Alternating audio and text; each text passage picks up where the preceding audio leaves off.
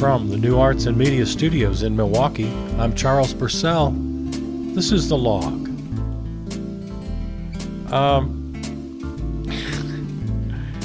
Let me find the story here. Oh yeah, here it is. Chuck E. Cheese. Headline, Chuck E. Cheese pulling plug on animatronic robot band for good. Reading from Billboard right now. Yeah, the animatronic group that has been a staple at the Chuck E. Cheese pizza and arcade chain for 4 decades is going into a permanent deep freeze by the end of this year due to changing tastes among the ball pit set. According to the New York Times, the Mechanical Animal Band, fronted by singers Chuck E. Cheese and Helen Henney, with Jasper T. Giles on guitar, Mr. Munch on keyboards, and Pasquale on drums, will be removed from all but 2 locations of the chain's more than 400 U.S. locations. And if you're in Los Angeles or Nanuet, New York, you are privileged. Your Chuck E. Cheese franchise will still have the band. And I bring this up because I was a singer in that band. I don't know how long if they still use the old recordings, probably not, I'm sure. I'm sure they had new recordings. But back in the day, way back when I was living out in San Francisco, I hooked up with this producer. What was his name? Gene Patrick. Gene Patrick produced the entertainment. He did the recordings for the Chuck E. Cheese band. And so I worked in the studio with them, and yeah, so I was one of the voices you heard singing with the Chuck E. Cheese band many, many years ago. Again, I don't know how long they used the same recordings. Maybe they used them forever. I don't know. So there you go. Talk about memories. That was fun. So goodbye to the Chuck E. Cheese band. You will be you'll be missed.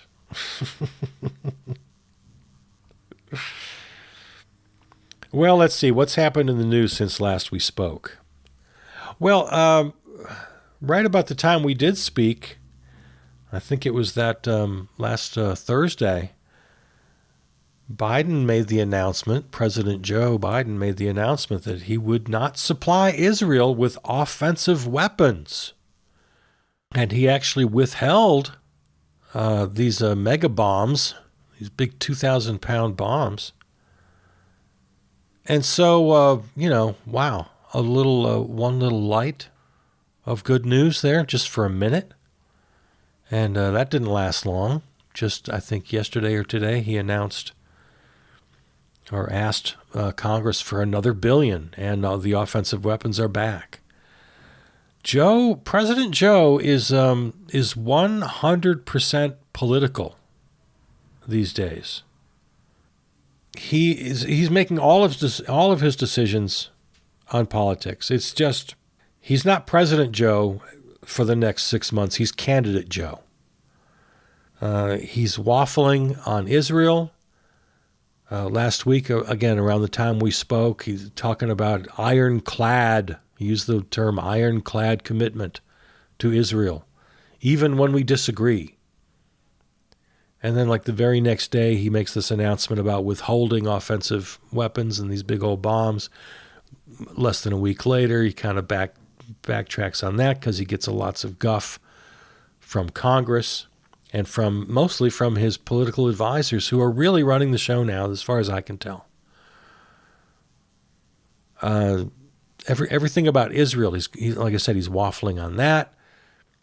He just announced a new round of Chinese tariffs, which we all remember when the Orange Menace invoked the tariffs on China, and every economist, not just the right wing or left wing, every economist said, tariffs don't really hurt anybody except the consumer. A tariff is a tax on U.S. consumers. It's a dollar for dollar correlation. is what they find or what they believe. And now, years later, after they've gone into effect, what the data bears out. Yeah, if there's a dollar tariff on a product, that dollar is paid by you. And if it's $100, then $100 is paid by you. And that's just all there is to it. So the Orange Menace did a terrible thing for the economy and for U.S. consumers. But it worked politically, especially in the swing states. People in the swing states like the tariffs because they believe his BS that somehow is being tough on China. Well, it's all just 100% BS. And it's actually bad for the consumer. It's bad for the voter. It's bad for the U.S. economy. And yet, it works politically. So what does Joe Biden do when he comes into office? He keeps the tariffs in place. He hasn't touched them. The Orange Menace tariffs have stayed right where they are. And now, Joe is talking about a new round of tariffs on a few things, mostly high-tech kind of stuff. Most notably, EVs, electronic vehicles. And it's strictly a 100% political move. Now, I have heard some argument that we need to lessen our dependency on China for certain products that we depend on because, for example, during COVID, we depended too much on China for things like syringes and the PPE, the personal protective equipment that healthcare workers needed. All right, that you make a pretty decent argument. If you need to take some measures to create more independence in our own supply chains, in our own manufacturing, if and when, God forbid, the next pandemic happens, we don't want to find ourselves in the same position. Okay, all right. That's an argument I can understand, at least. But these tariff policies are 100% political. So Joe's just working on politics these days. He's not the advisors in the room are definitely taking a back seat to the policy advisors are taking a back seat to the political advisors. There's just no question about it. I mean, just look at what he's doing. His rhetoric on Israel, like we just talked about, back and forth. He tries to get tough, but then he gets blowback, and then he backs off. The debate, you might not have heard the news, just happened within the last day or so. Apparently, the two major presidential candidates here have agreed tentatively, keyword, to two debates. They're going to be, let's see, June 27th, hosted by CNN, and then the second, September 10th, hosted by ABC. So they're completely bypassing the Commission on Debates, which has been operating the debates for the last several decades. Neither side, Republicans and Democrats, aren't happy with the Commission on Debates, apparently. So they just invited the networks. All right, okay.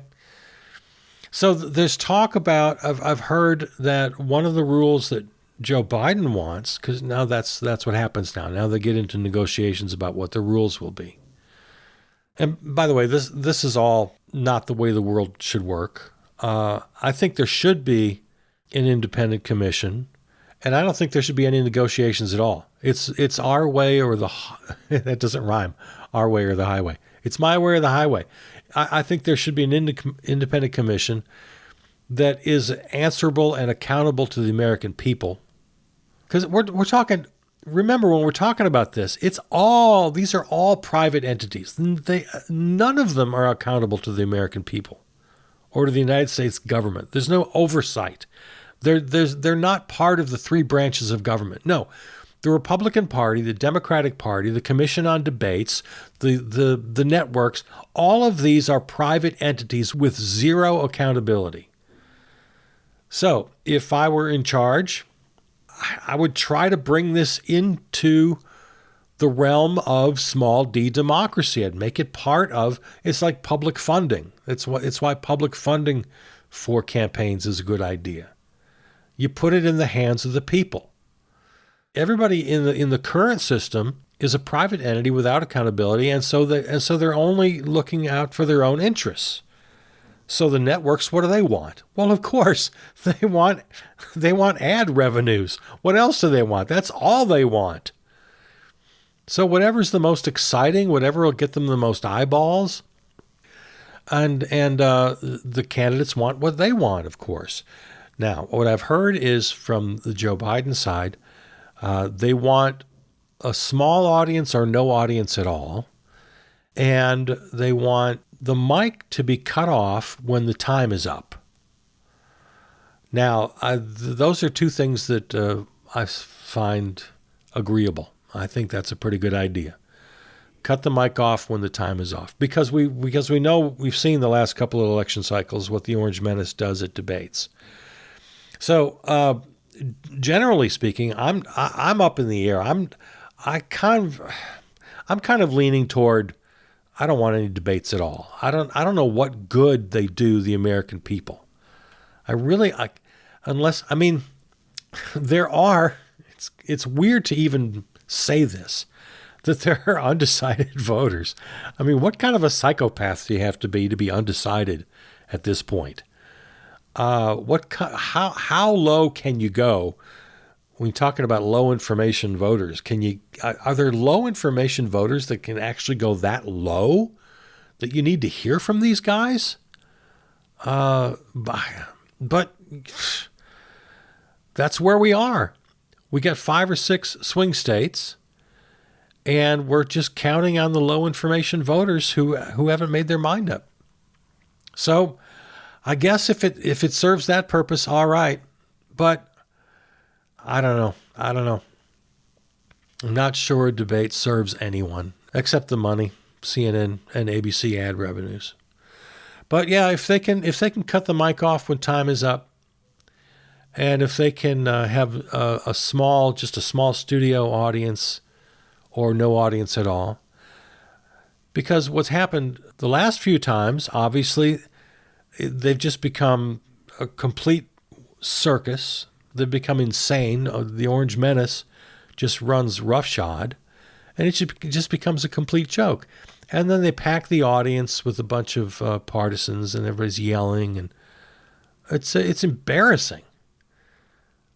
So we'll see what happens. I tend to think, I don't know, I'm a little skeptical that they'll happen. The other thing about debates, both sides want to keep out any third parties. And if we did have debates organized in a public funding kind of model where they have accountability and they're really looking after the interests of the voters, we'd have third parties. For all of the terrible things you can say about the Republicans, and there's just too many to list, one of the bigger faults of the Democrats is how undemocratic they are, small d, when it comes to third parties. Boy, they are very good. And they work tirelessly, the Democrats do. State by state, county by county, precinct by precinct, they'll do everything they can. They've got just teams and teams of lawyers keeping third parties off of ballots and out of debates. And yeah, in a better world, in the world we deserve, yeah, there'd be 4 or 5 candidates up there. You'd have the socialists, and you'd have the green, and have a couple of independents, and why not? What are you afraid of? Well, obviously what they're afraid of. Can you imagine? Can you just close your eyes for a minute and imagine a debate stage, and there's Cornel West, and there's Julie Stein.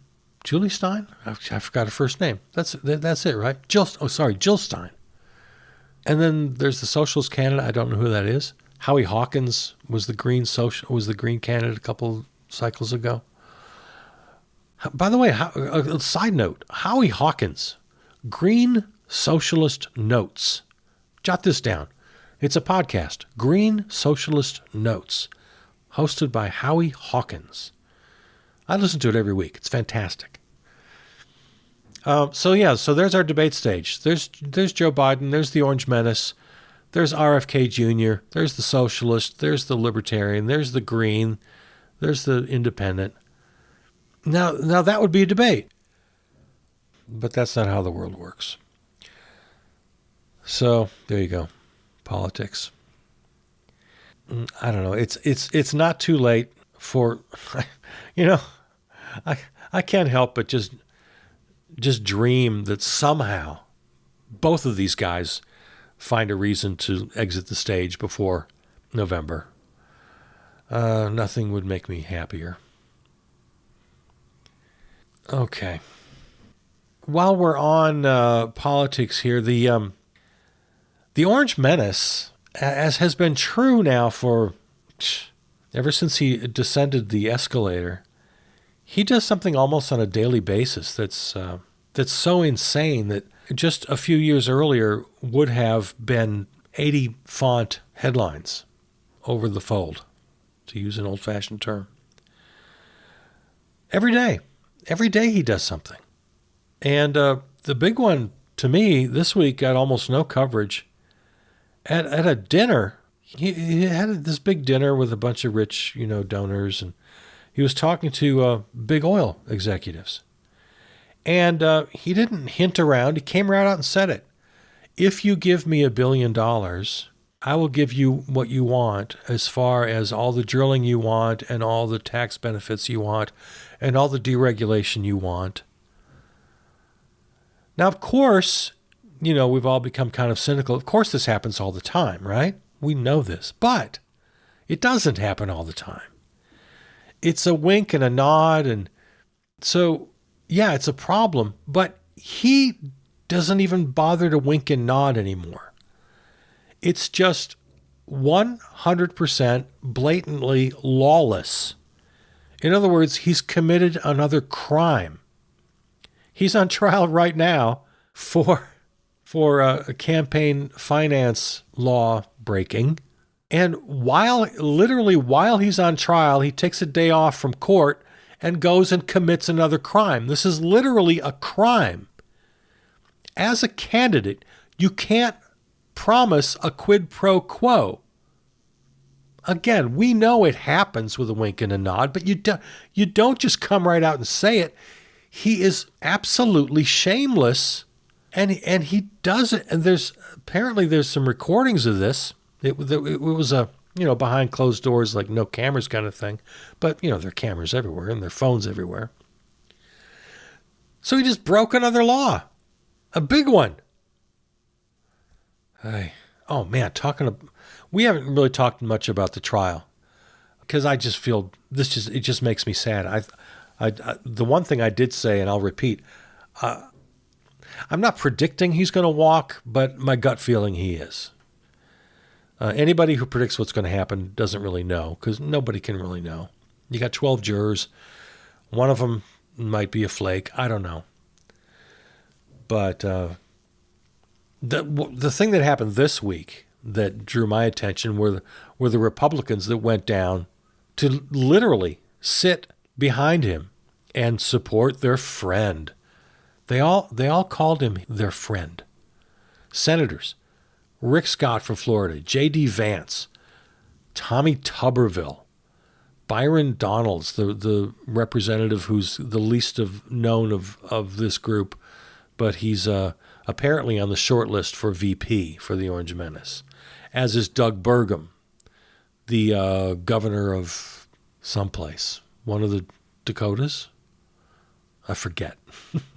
And most notably, the Speaker of the goddamn House of Representatives, third in line to the presidency, powerful position in the U.S. government, kowtowing to the Orange Menace, actually goes to New York, makes a speech, calls the Orange Menace his friend, and uses all the Orange Menace talking points.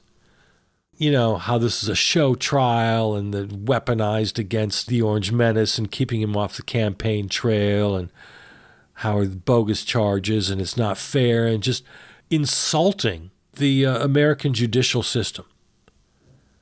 The Speaker of the House, who just a few days ago, the Democrats in Congress saved his job by voting for him as Speaker when Marjorie Taylor Greene, she finally pulled the trigger on her notice to vacate, called for a vote, and I'm not quite sure why the Democrats saved his ass. Why? What's going to happen in the next 6 months in Congress? What do they have left to do?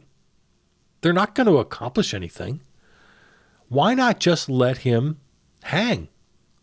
Why not let the Republicans just make complete fools of themselves again and have 45 votes on who the new speaker is going to be and line them up one by one and shoot them down one by one? And who cares that Congress becomes completely frozen, unable to act?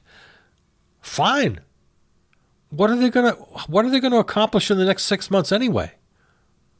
There's no way this sitting Congress is going to accomplish anything in the next 6 months. Tell me how anything happens in the next 6 months. So I guess there are people way smarter than I am. I guess they know what they're doing. I don't know. I don't understand it. Somebody has to explain to me why in the world they saved Mike Johnson's job for him. I don't get it. And then he returns the favor just a day or two later, goes over to New York, and spits the lies and the vitriol, and kisses the Orange Menace's butt. And you remember when he was president, and he would have these meetings, these public events, or he would invite the press into, say, like a cabinet meeting, and go around the table and have everybody compliment him. That's kind of what this was. It was just embarrassing. It's just, how low can these people go? Man, it's crazy.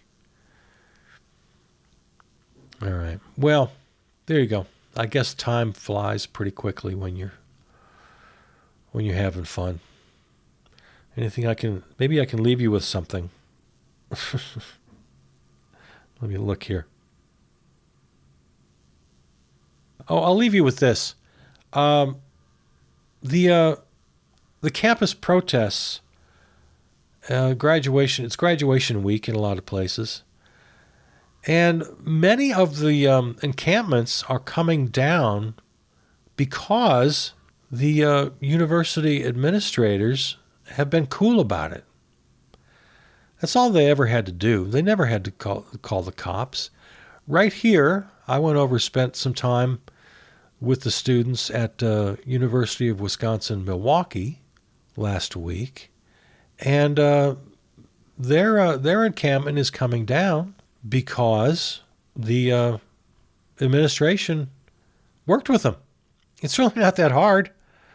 You have a peaceful protest, and you talk with the protesters, or what are your demands? Well, let's see what we can do.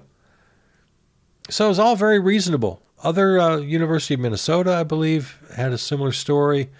Several other universities I've read have done this too. There was never any reason to get all heated and call cops and make this thing crazy. The demands, they're pretty simple. They're calling for a ceasefire and condemning genocide. And UW Milwaukee said, yeah, we agree with that. We call for a ceasefire as well. We join you, students. We join you in your call for a ceasefire, and we too condemn genocide. Now, some of it's a little tougher. The whole divestment thing, UWM Foundation said they can't really legally do that, but they'll look into their options. They promised that this is just the beginning. This is not the end. They promised they will talk with the students going forward and see what they can do. Disclosure of their investments, something they can do. Cutting ties with private companies that profit from war. Again, there are lots of laws that come into play here, so they can't make big promises, but they've promised to look into it. Yeah, it's the start of a whole process. And it looks like, to my eye, pretty damn reasonable. And of course, it's too late to get into it now. We're at the end of the program, but the atrocities just continue. So it's not like we can just drop this thing. So good for the students, good for their mission, good for the administration of UW Milwaukee and other universities who are talking with the students and finding places where they can agree and continue to talk and maybe make a difference at some point. Because that's the bottom line I'll leave you with. Protests make a difference. Caring makes a difference. It's easy not to care. It's easy to just pretend it's not there. It's easy just to live your life and say, well, that's above my pay grade. I just, what can I do? Hats off to the protesters. Hats off to the administrations who have decided to treat them with respect and actually work with them. And the opposite of hats off, whatever that is, to Netanyahu and the IDF and the Israeli government that continues to block aid coming in, continue to attack journalists, continue to attack health workers.